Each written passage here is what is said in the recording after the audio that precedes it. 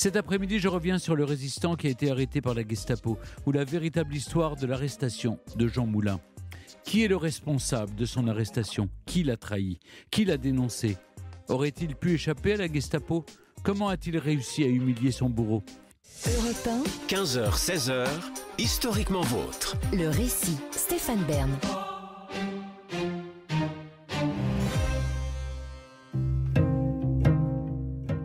Nous sommes le 21 juin 1943 à Lyon, sur la place Carnot. Il est 14h.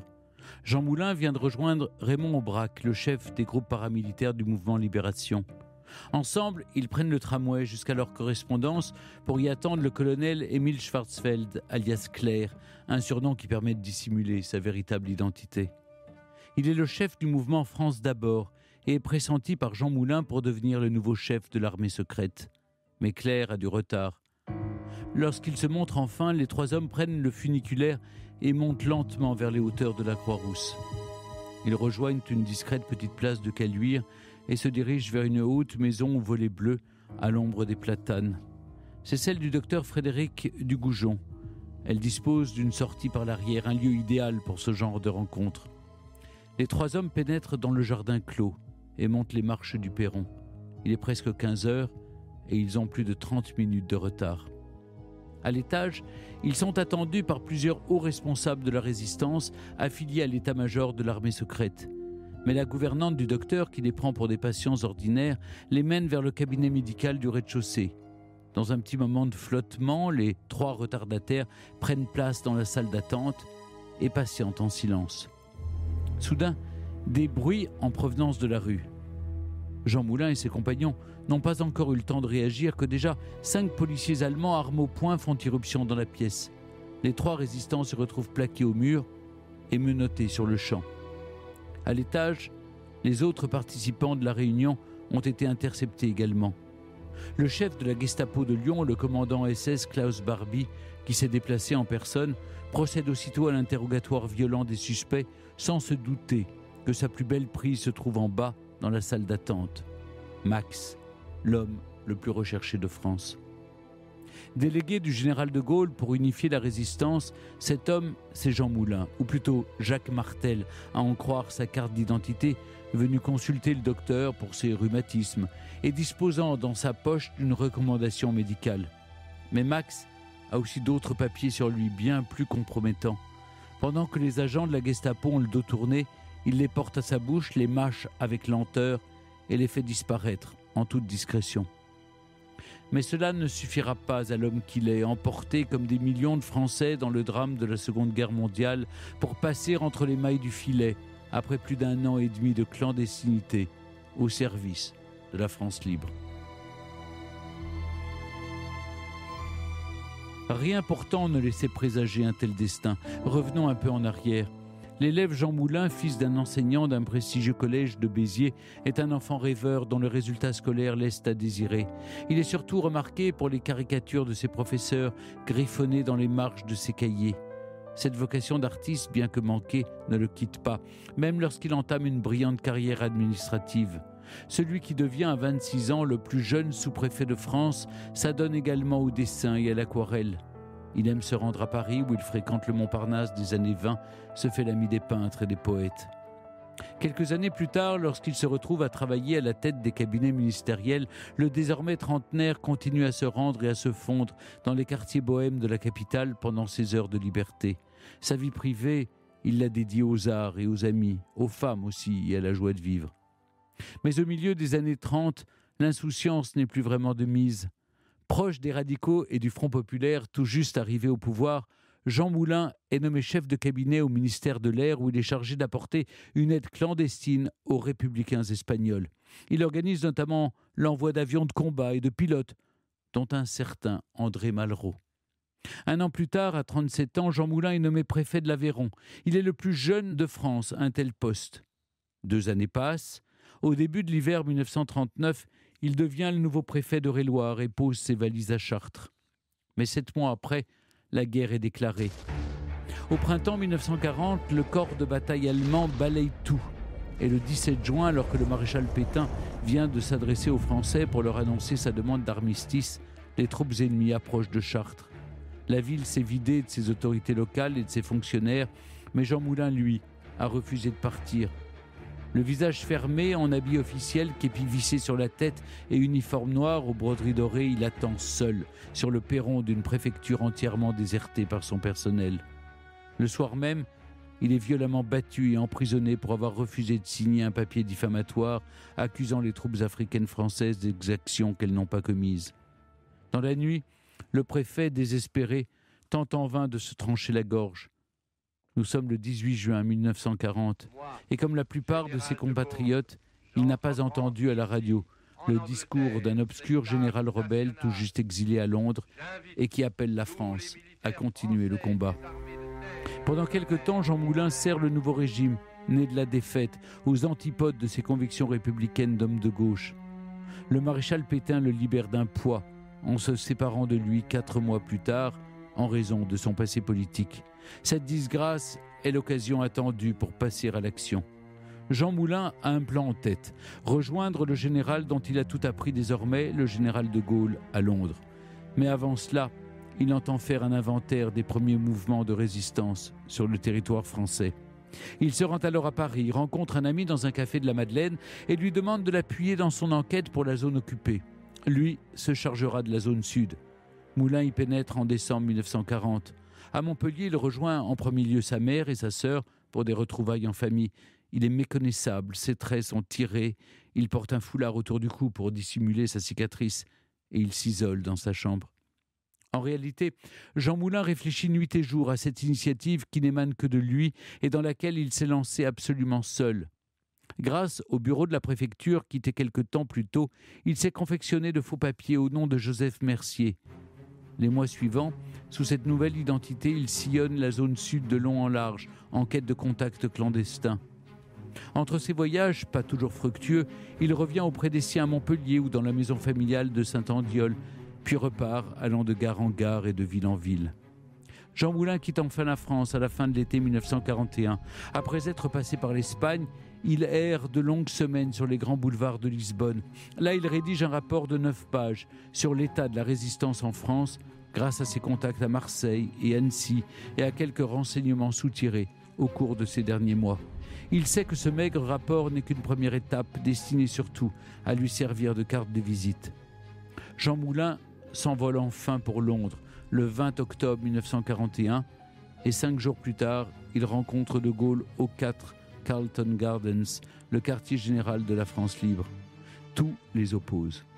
Mais ce sont aussi 2 hommes seuls et isolés qui se font face en ce jour de mauvais temps londonien et qui ont besoin l'un de l'autre. Les cigarettes s'allument, le feu s'échange, le courant passe.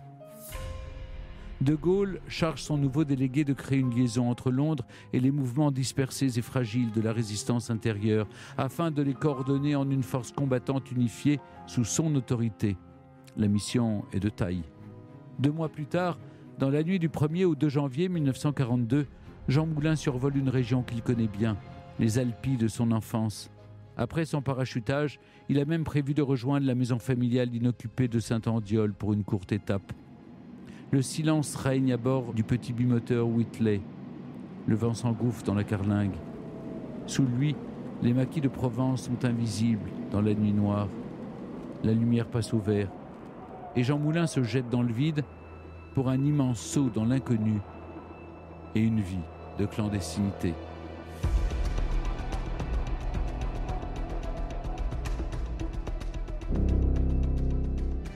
Peu de temps après son parachutage, Jean Moulin gagne Lyon, la capitale de la résistance. Un soir, il retrouve un homme qui l'attend sous les colonnes du théâtre municipal. Il s'appelle Raymond Aubrac, responsable militaire de l'organisation Libération, qu'il rencontre là pour la première fois. Des mots de passe sont échangés et les 2 hommes se dirigent ensemble vers un appartement du centre.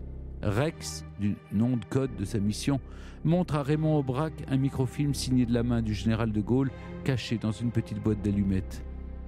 L'hiver 1942 passe et Jean Moulin n'a pas traîné. Il a établi le contact avec 3 principaux mouvements de la zone sud et a organisé une première réunion conjointe au printemps en périphérie de Lyon. Il mesure alors la complexité de sa tâche, les caractères de chacun et surtout les idéologies s'affrontent. Mais Rex c'est faire œuvre de persuasion. Les réseaux se rapprochent et se renforcent grâce au financement de Londres et grâce aussi à l'aide précieuse de son jeune secrétaire Daniel Cordier qu'il a engagé il y a peu. Jean Moulin avance et parvient à intensifier son action. Rex est à la fois partout et nulle part. Il se démultiplie sous différentes identités. Depuis peu, il est Joseph Marchand, artiste peintre et décorateur. Il cherche d'ailleurs un local où exposer ses œuvres. Le nom de sa future galerie est déjà tout trouvé. Romanin, comme ce château en ruine où il aimait à se promener enfant, dans les Alpilles, et pseudonyme avec lequel il a toujours signé ses dessins. Cette vie d'artiste dont il avait toujours rêvé, il peut désormais l'effleurer du bout des doigts grâce à cette couverture. En janvier de la nouvelle année 1943, un an après son retour en France, le bilan de Jean Moulin est très positif. Certes, la zone dite libre n'existe plus depuis que les Allemands l'ont envahie il y a 2 mois, mais Rex est enfin parvenu à réaliser l'unification politique et militaire des mouvements en zone sud. Mais il veut aller encore plus loin. Il faut à présent approcher les structures des anciens partis et syndicats d'avant-guerre afin d'asseoir la légitimité du général de Gaulle au niveau national comme auprès des Alliés. Jean Moulin tentera de convaincre le général lors de leurs retrouvailles prochaines. Un vol clandestin pour Londres est d'ailleurs prévu pour bientôt afin de présenter le chef de l'armée secrète, le général de l'Estrin, alias Vidal. Mais avant, il doit se rendre à Nice pour le vernissage de sa galerie d'art moderne, ou plutôt celle d'un certain Monsieur Martel, son nouveau nom d'emprunt. La presse niçoise est présente à ce petit événement mondain. Soudain, un homme issu d'une autre vie surgit. Il vient de reconnaître Jean Moulin. Mais oui, l'homme avec qui il travaillait à Paris à l'époque du Front populaire. Il le salue chaleureusement. Mais Moulin fait mine de ne pas le reconnaître et les conduit avec froideur. Il ne peut se permettre de faire tomber sa couverture. À l'étage se trouve une planque pour les agents de liaison et d'ici 5 jours, il s'envole pour Londres. À son retour de la capitale britannique, s'enchaînent 3 mois compliqués pour Max, nouveau nom de code de Jean Moulin. Nous sommes au printemps 1943 et au prix de nombreuses tractations et conflits internes, il est parvenu à mettre sur pied une réunion à haut risque, mais dont le déroulement peut s'avérer décisif. À Londres, il a convaincu de Gaulle de le charger d'unifier à un niveau national tous les mouvements de la zone sud et de la zone nord, ainsi que les représentants des anciens partis et syndicats. En cet après-midi du 27 mai 1943, 16 hommes sont en route vers les stations de métro du 6e arrondissement de Paris, Sèvres-Babylone, Saint-Sulpice, Mabillon. Ils sont attendus par Jean Moulin et son secrétaire qui ont préparé cette rencontre pendant des semaines et sont les seuls à connaître le lieu exact du rendez-vous, le 48 de la rue du Four. Sur place, tout le monde est présent. L'ancien préfet préside. Au terme de 2 heures de réunion, un vote intervient à l'unanimité. Le Conseil national de la résistance est né sous l'égide du général de Gaulle. Franc succès pour Max et mission accomplie. Les représentants quittent l'immeuble au compte-gouttes et se volatilisent. Jean Moulin est le dernier à sortir. La mine soulagée, il rejoint Cordier, son secrétaire, qui nerveux l'attend dans la rue et le rassure avec ces 3 mots. Tout va bien. Le soir même, il l'invite à dîner dans un grand restaurant parisien pourtant rempli d'officiers allemands. Comme toujours, afin de garder un œil sur les issues, il s'assoit sur la banquette. En lui tendant joyeusement le menu, il précise à Daniel Cordier qu'il l'invite pour fêter ce grand jour, dit-il. Et tous deux trinquent en secret à ce qu'ils viennent d'accomplir. Mais Moulin n'est pas dupe. Il sait qu'il est activement recherché. 2 mois plus tôt, dans la maison familiale de Saint-Andiol, sa sœur a remarqué qu'il ne dormait quasiment plus. Il a même installé une échelle à sa fenêtre, prêt à fuir au moindre bruit. Max se sait traqué. Quelques jours après la réunion parisienne, l'arrestation de Vidal, le chef de l'armée secrète, est un coup dur. De retour en urgence à Lyon, Jean Moulin enchaîne les rendez-vous, la plupart dans les allées du parc de la Tête d'Or, afin d'organiser une réunion avec l'état-major de l'armée secrète, décapité depuis 10 jours. Le 20 juin, près du théâtre de Guignol, il retrouve Raymond Aubrac et sa famille. Ensemble, ils discutent des derniers préparatifs, et Max disparaît dans les rues de Lyon pour sa dernière soirée d'homme libre, au soir de ses 44 ans. Le 21 juin au matin, il rejoint Henri Aubry du mouvement Combat. Ensemble, ils marchent sur la presqu'île en direction de Perrache. Une pluie d'orage les force à déplier leurs parapluies, voilà qui couvrira leurs éclats de voix. Car les désaccords sont criants et la nervosité palpable. Les deux hommes se quittent sur les bords du Rhône. Il leur faudra reprendre cette conversation au cours de la réunion de l'après-midi. Mais dans la précipitation du moment, Aubry omet de dire à Max qu'il a convié à cette réunion, au mépris des règles les plus élémentaires de sécurité, un invité de dernière minute. Et alors que l'étau est en train de se resserrer autour des réseaux de résistants de la zone sud, où la Gestapo prépare ses filets, malgré une préparation minutieuse, cette fois-ci, rien ne se déroule comme prévu. La réunion, elle, a bien lieu, à Caluire. C'est là, dans la maison de leur hôte, le docteur Frédéric Dugoujon, que le piège vient hélas de se refermer sur Jean Moulin et sur les dirigeants de l'armée secrète. Là que les hommes de la Gestapo viennent de faire leur entrée. Un prisonnier se débat et s'enfuit, le seul, étrangement, à ne pas être menotté. Un policier tire quelques coups de feu timides, mais manque sa cible.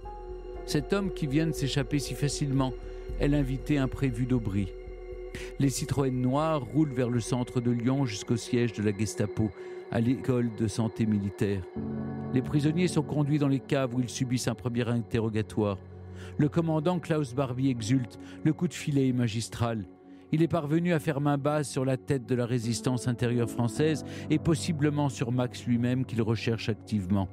Ne reste plus qu'à faire craquer l'un d'eux, puis de concentrer tous les efforts sur leur chef, une fois celui-ci identifié.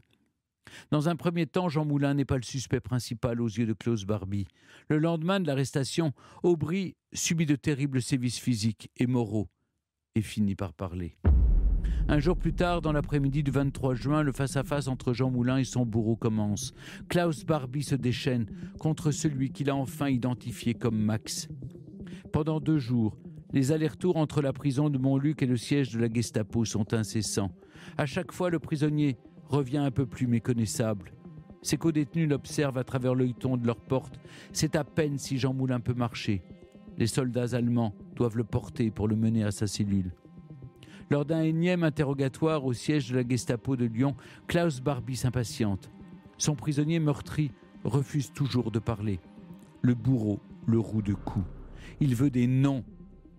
Soudain, le prisonnier semble craquer. D'un geste, il désigne le carnet, le crayon sur le bureau. Enfin, se dit le commandant Barbie, qui se calme aussitôt. Il offre à boire à son prisonnier et lui laisse tout le temps dont il a besoin. Puis il s'avance, regarde le carnet et blêmit. C'est une caricature de son tortionnaire. Jean Moulin a reproduit une habitude de jeunesse pour humilier son bourreau. Son supplice reprend, séance tenante. Max est ramené le soir à la prison sans avoir livré la moindre information. Il sait qu'il doit tenir coûte que coûte, sans quoi c'est toute l'armée des ombres qui tombe avec lui. Il est possible que lors de ses déplacements, il ait tenté de mettre fin à ses jours, en se jetant dans une cage d'escalier ou en se cognant la tête contre un mur, sans y parvenir. C'est du moins ce qu'ont affirmé ses bourreaux. Ce qui est certain, c'est qu'à présent, il n'est plus en état de parler. Son visage est difforme, il porte une plaie profonde à la tête et perd très souvent connaissance. Le 28 juin, la Gestapo de Paris réclame le prisonnier. Klaus Barbie se charge de l'accompagner en personne, de nuit, dans sa propre voiture. Son état est si lamentable qu'il est aussitôt transféré à Neuilly dans la villa Bömelburg, du nom du colonel SS qu'il habite. Un endroit étrange qui sert à la fois pour des réceptions mondaines et de lieux de détention pour prisonniers de marque. On décide alors de transférer Jean Moulin dans la capitale du Reich afin de l'hospitaliser. Le 8 juillet au matin, une ambulance conduit le prisonnier inconscient à la gare de l'Est vers un compartiment spécial du train Paris-Berlin. Ce même jour, le 8 juillet 1943, vers 14h, Jean Moulin meurt en gare de Metz des suites de sa torture. Le 9 juillet, son corps est rapatrié à Paris et incinéré. Ses cendres sont transférées au cimetière du Père-Lachaise. Ses proches ne seront informés que le 2 mai 1944 de son décès, soit près de 10 mois après. À la recherche de son frère depuis des mois, Laure Moulin se rend à Paris pour réclamer l'urne au siège de la Gestapo.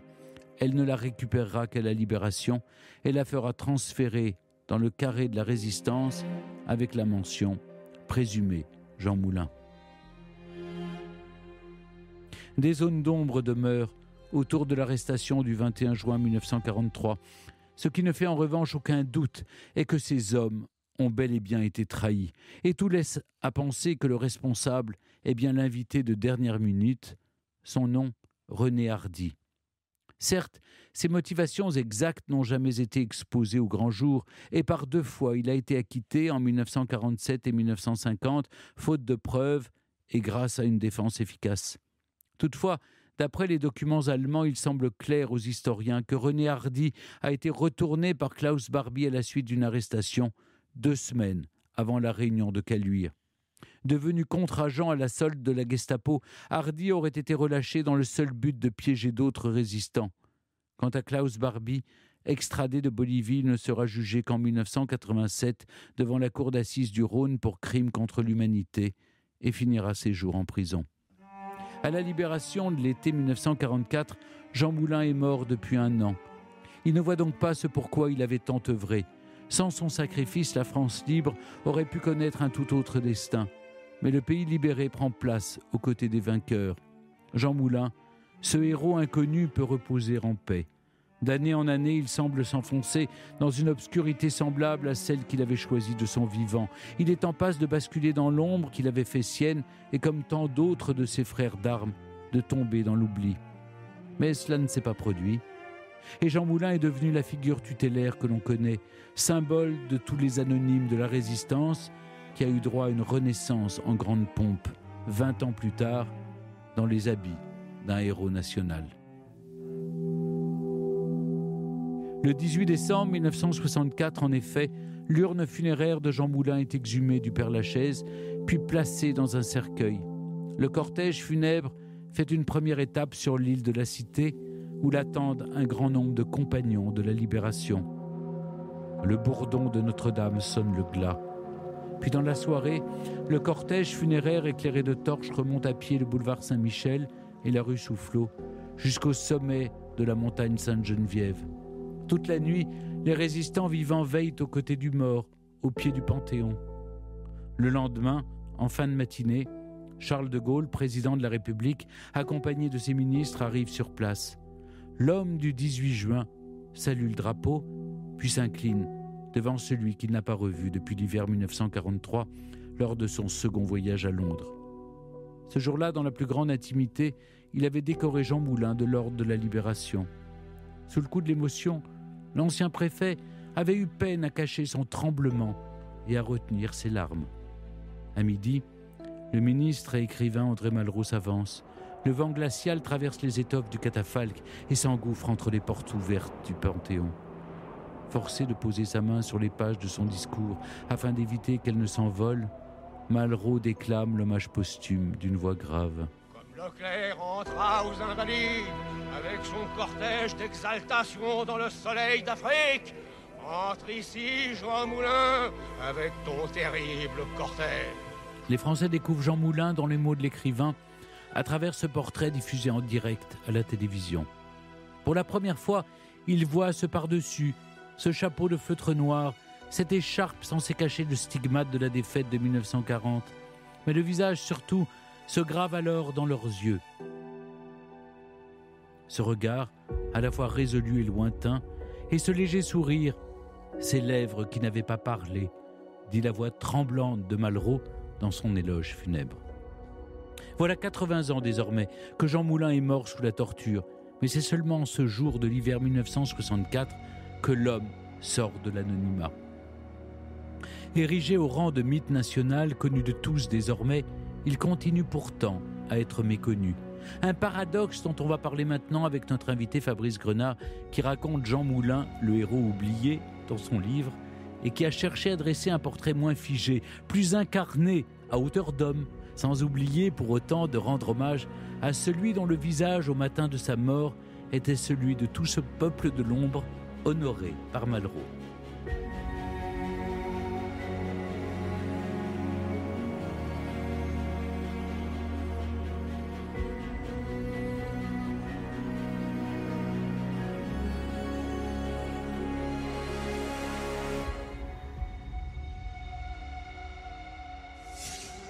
Europe 1, historiquement vôtre.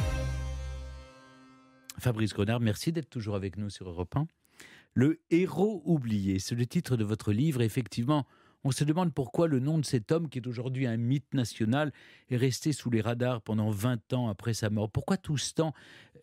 Vous expliquez que c'est une raison purement politique. Oui, effectivement, au sortir de la Deuxième Guerre mondiale, Jean Moulin ne va pas s'imposer dans la mémoire collective, forcément comme la grande figure de la résistance. Alors, il est honoré, mais très souvent sur un plan local, là où il a pu agir au cours de sa carrière. À Chartres, par exemple, où il a été préfet, ou à Béziers, à Rodez, ou à Béziers, dont il était originaire. Mais au niveau national, d'autres figures vont s'imposer parce que, bien tout simplement, nous sommes dans le contexte de la 4e République. Et avec la 4e République, c'est le retour du régime des partis. Et chaque grand parti politique va mettre en avant une figure de la résistance qui lui était liée. La SFIO fera de la sorte avec Pierre Brossolette, par exemple. Les communistes vont mettre en avant Guy Môquet, Daniel Casanova.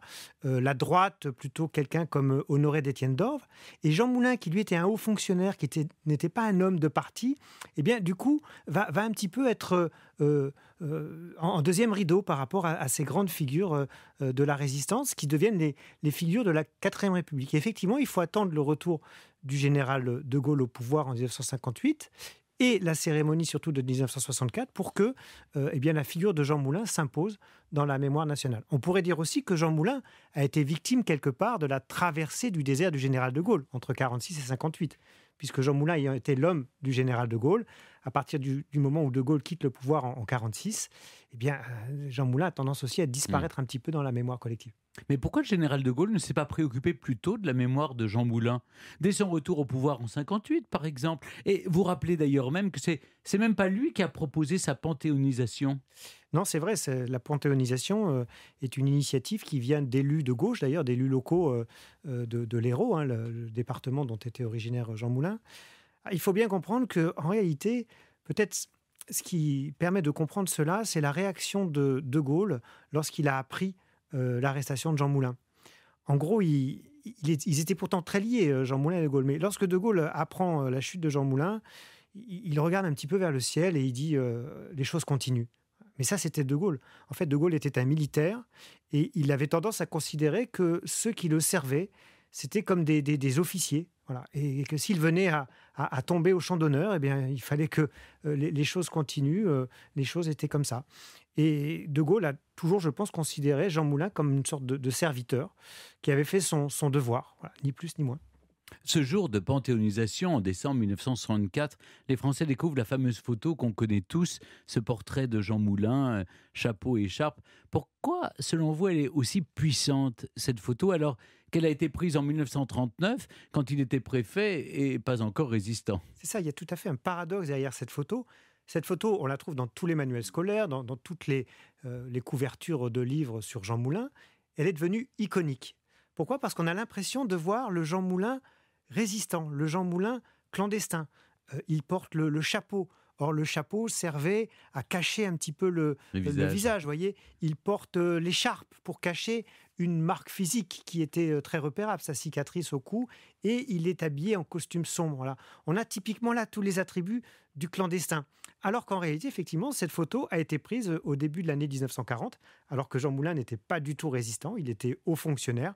Simplement, il devait faire froid ce jour-là, il porte un costume un petit peu sombre, mais je pense qu'elle deviendra iconique parce que y a le regard de Jean Moulin, il y a son visage qui est celui-là d'un homme encore jeune, encore fier. Les photos qu'on a de lui, notamment, on a des photos de 42, 43, il est un peu plus bouffi. Elles sont en réalité moins belles, tout simplement, parce qu'il est marqué par la clandestinité, par tout ce qui pèse sur lui. Et cette photo-là donne l'image d'un homme beaucoup plus dans la force de l'âge et beaucoup plus sûr de lui. Fabrice Grenard, je le racontais dans mon récit, parmi les gestes héroïques de Jean Moulin, il y a ce petit dessin qu'il ose griffonner au crayon en plein interrogatoire à Lyon en 1943, une caricature de son bourreau, Klaus Barbie. Un coup de provoque qui rappelle que Jean Moulin, d'abord, est un excellent dessinateur et qu'au départ, il ne voulait pas être préfet, mais plutôt un artiste. Il voulait être romanin, c'est son nom d'artiste. Tout à fait, c'est Dès sa plus jeune enfance, il a développé des talents de dessinateur.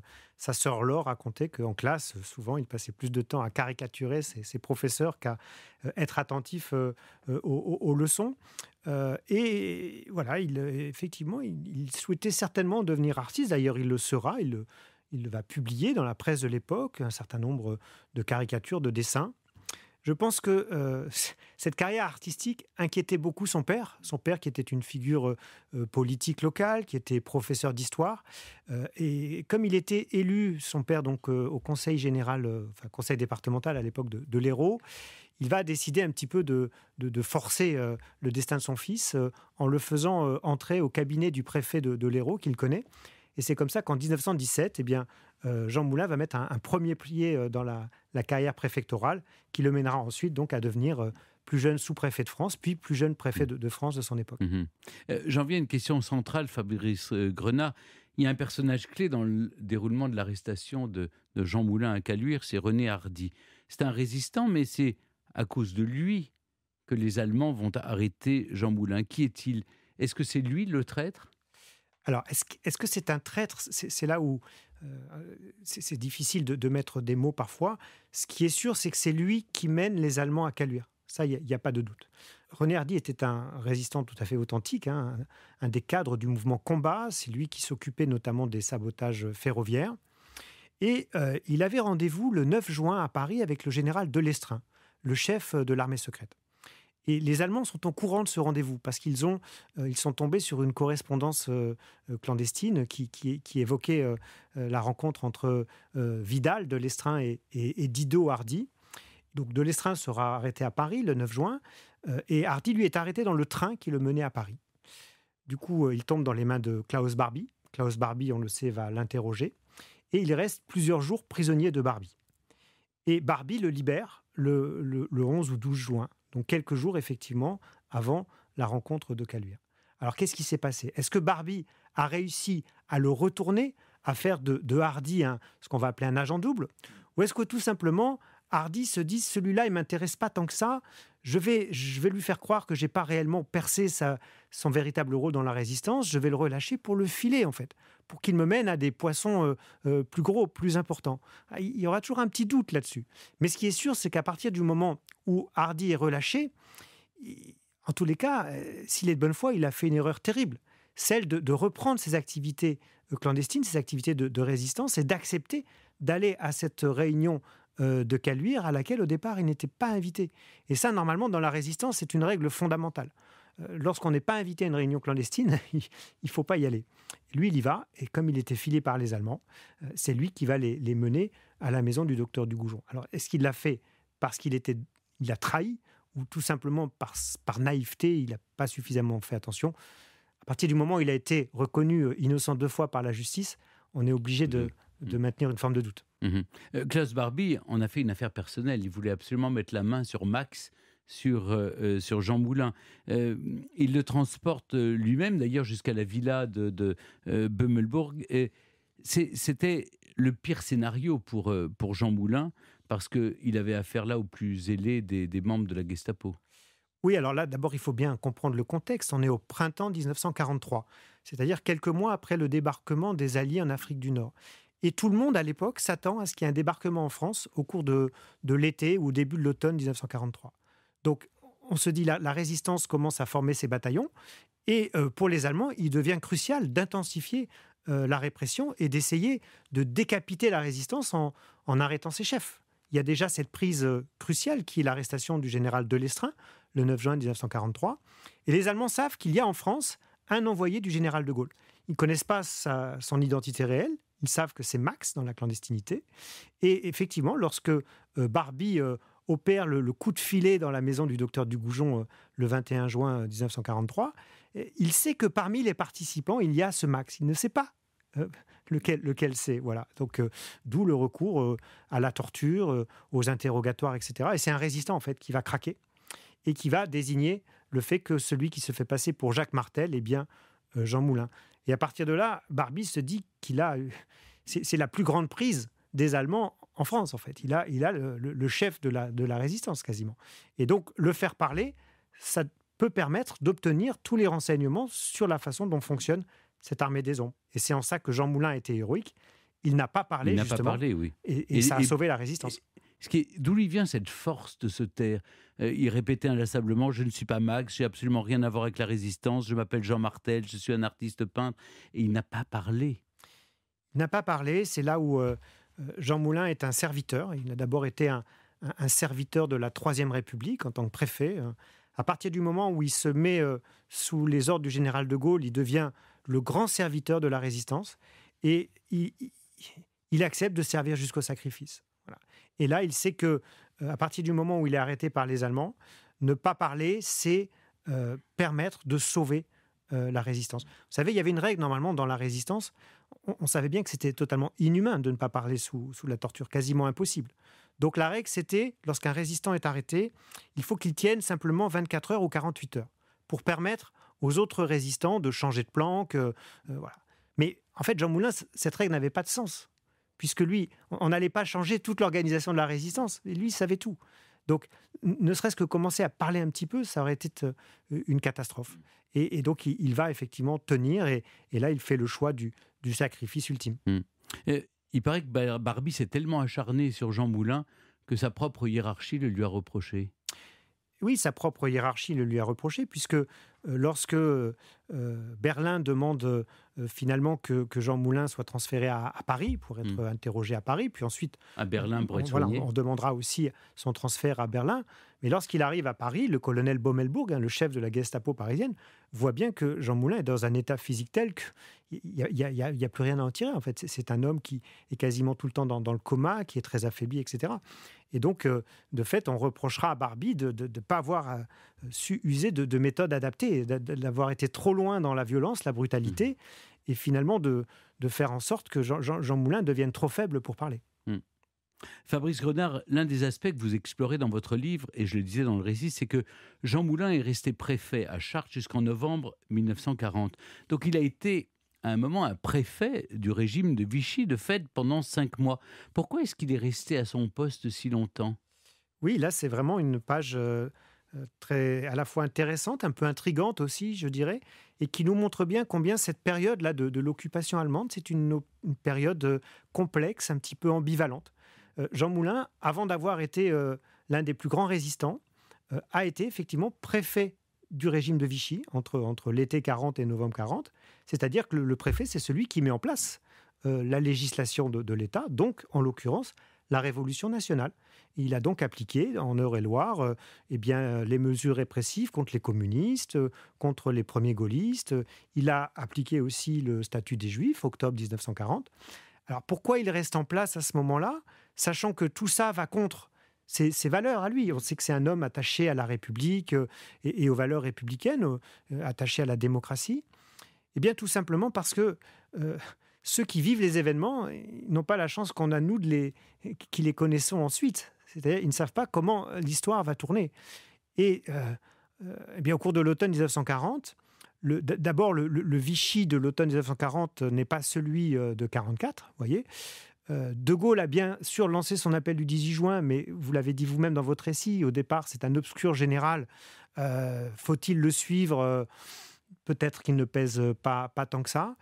Et je pense que Jean Moulin, il est dans une position d'attente, tout simplement, de voir un petit peu comment les événements vont évoluer.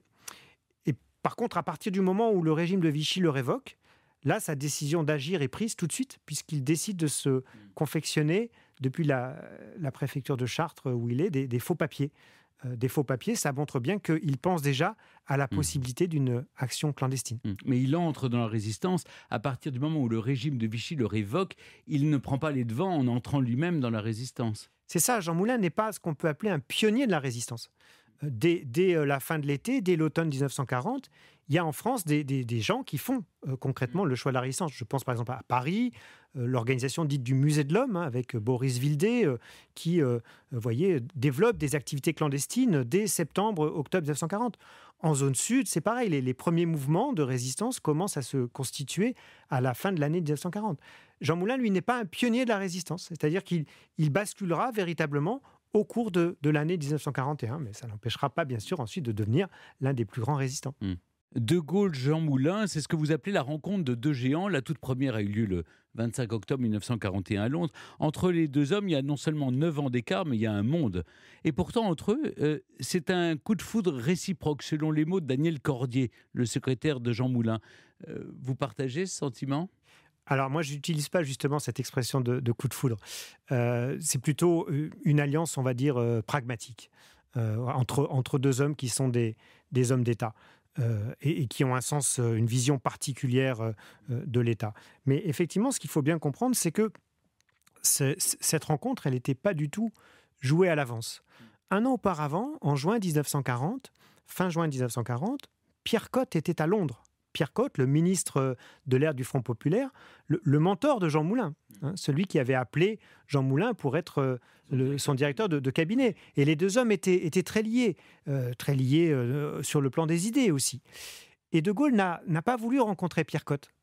Parce que pour De Gaulle, Pierre Cot incarnait trop la Troisième République, le Front populaire, ces élites qui avaient failli en 1940. Et finalement, un an plus tard, De Gaulle aurait pu considérer que Jean Moulin incarnait lui aussi tout cela. Et puis Jean Moulin aurait pu ne pas être séduit par ce militaire qui, avant la guerre, avait quand même des idées très à droite, qui n'aimait pas trop, effectivement, au départ, le régime républicain tel qu'il fonctionnait sous la Troisième République. Mais il y a une rencontre, je dirais, pragmatique, parce que ces deux hommes vont tout de suite comprendre qu'ils ont besoin l'un de l'autre. Jean Moulin comprend que De Gaulle est le plus à même d'incarner la France qui continue la lutte aux côtés des Alliés. Et donc, il se dit que c'est en se rangeant derrière lui qu'on peut avoir l'action la plus efficace. Et puis, De Gaulle, lui, comprend que Jean Moulin, c'est un petit peu la pièce qui lui manque dans son puzzle à Londres, parce que Jean Moulin, il vient de France. Il connaît les premiers mouvements qui ont commencé à se développer en zone sud. Et donc, Jean Moulin lui donne des informations qu'il ne connaissait pas du tout. Au départ, ces deux résistances, la résistance intérieure en France, la résistance extérieure à Londres, se sont développées de façon totalement parallèle et autonome. Donc Jean Moulin peut faire ce trait d'union entre Londres et la résistance intérieure. Et puis surtout, Jean Moulin, quand même un ancien préfet, c'est quelqu'un qui a une carrière qui en impose un petit peu, c'est quelqu'un qui a des qualités d'organisateur, et ils ne sont pas si nombreux que cela à Londres à posséder ce genre de qualités. Jean Moulin est quand même fier d'être investi par le général de Gaulle lui-même. Vous racontez ce moment émouvant où il montre à son ami Freinet une petite boîte qui contient la preuve, le microfilm, une boîte d'allumettes où il y a la preuve de sa rencontre avec le général de Gaulle. Oui, parce que Jean Moulin, en se rendant à Londres, ne sait pas bien en fait le sort qui sera le sien. Et il se rend à Londres un petit peu en se faisant le représentant des mouvements de zone sud vis-à-vis du général de Gaulle. Une sorte d'envoyé. Et puis, finalement, à partir du moment où De Gaulle décide de faire de Jean Moulin son délégué, eh bien, ça va renverser totalement les choses. Jean Moulin devient le délégué, le représentant de Gaulle en France, celui donc qui va demander un petit peu au mouvement d'obéir au général de Gaulle. Vous voyez, donc son rôle est un petit peu renversé. Et puis, il faut bien voir aussi toute l'émotion que dégage, et Freinet le raconte très bien dans son témoignage. Pourtant, les deux hommes ne s'aimaient pas trop, Freinet et Moulin, mais Freinet raconte très bien toute l'émotion qu'il a ressentie en voyant pour la première fois un document signé du général de Gaulle que lui a apporté Jean Moulin, parce que c'était pour ces résistants de l'intérieur une forme de concrétisation que oui, De Gaulle existait bien, que la France libre, c'était quelque chose de concret, et donc que une aide aussi pouvait venir de l'extérieur. Une aide avec de l'argent, avec des armes, qui pouvaient être envoyées depuis Londres. Vous racontez aussi une des choses assez étonnantes dans votre livre, c'est on découvre les rivalités entre résistants. C'est un aspect qu'on n'a pas vraiment abordé jusqu'à présent. Et notamment que l'une des rares choses qui fait sortir de ses gonds le flegmatique Jean Moulin, c'est la haine qu'il a contre un autre résistant, Pierre Brossolette. Pourquoi ils se détestaient les deux ? Alors, il y a deux choses. D'abord, il y a des rivalités un petit peu, je dirais, générales entre résistants. On n'en parlait pas trop au sortir de la guerre parce qu'il fallait donner l'image d'une résistance qui avait été unie dans la lutte contre l'occupant, alors qu'en réalité, les divisions, les dissensions étaient très fortes. Elles étaient de deux ordres. Il y a eu de vraies dissensions idéologiques, parce que la résistance, ce sont des gens de gauche, mais aussi des gens de droite, donc qui n'avaient pas forcément, au départ, les mêmes projets pour l'après-guerre. Enfin, Henri Freinet, par exemple, le chef de combat, était plutôt un militaire, très, très, très à droite. Là où Emmanuel Dacier de la Vigerie ou Jean-Pierre Lévy, les chefs de Libération Sud et de Francs-Tireurs, eux, recrutaient plutôt dans les milieux de gauche. Voilà. Donc il y avait des désaccords idéologiques et puis des désaccords personnels. Parce que ça fait beaucoup de chefs, tout ça. Et au final, on sait qu'en général, il n'en restera qu'un. Et donc, plus on avance dans l'unité, plus le nombre de chefs se réduit. Et effectivement, ça crée des divisions plutôt personnelles. Et je dirais que la division personnelle qui a opposé Jean Moulin et Brossolette, elle est un petit peu de cet ordre-là. Brossolette a aussi été un des grands acteurs de l'unification de la résistance en France, au même titre que Jean Moulin d'ailleurs, puisque c'est lui qui va faire en zone nord ce que Jean Moulin avait fait en zone sud, l'unification des mouvements. Oui, mais voilà, Brossolette avait un petit peu le même profil, la même trajectoire que Jean Moulin. Lui aussi avait commencé à résister en France, lui aussi ensuite avait rejoint la France libre, De Gaulle, donc lui aussi connaissait les deux résistances. Lui aussi pouvait être ce trait d'union entre la résistance extérieure et la résistance intérieure. Et peut-être que Brossolette, finalement, se disait qu'il pouvait lui aussi être le seul délégué du général de Gaulle en France et qu'il contestait un petit peu le rôle donné à Jean Moulin. Pour terminer, Fabrice Grenard, il y a eu une deuxième grande cérémonie au Panthéon en hommage à Jean Moulin. C'était en mai 1981, lorsque François Mitterrand est allé honorer sa mémoire. Vous rappelez d'ailleurs la une de Paris Match ce jour-là. Enterré gaulliste, Jean Moulin ressuscite socialiste. Mais au fond, quel était l'ADN politique, en tout cas, de Jean Moulin ? C'est intéressant cette deuxième cérémonie au Panthéon en 1981 parce qu'on voit bien que François Mitterrand veut se mettre un petit peu dans les pas de l'héritage de la résistance. D'ailleurs, il rend ce jour-là hommage à Jean Moulin, mais aussi à Jean Jaurès et à Victor Schœlcher. Donc on voit bien qu'il cherche à créer une sorte d'histoire continuum de la gauche.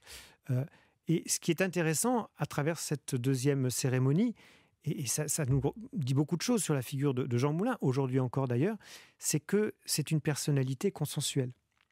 Parce que comme c'est lui qui a créé le Conseil national de la résistance, qui intégrait à la fois les communistes, les socialistes, les radicaux, les représentants de la droite républicaine et libérale, voyez, tout le monde un petit peu s'y retrouve dans Jean Moulin. Les communistes reconnaissent à Jean Moulin de les avoir intégrés dans les instances de la résistance. Et puis, une partie de la droite aussi, je dirais. Et donc, c'est en ça que Jean Moulin est quelqu'un de consensuel. C'est parce qu'effectivement, il n'est pas l'homme d'un parti.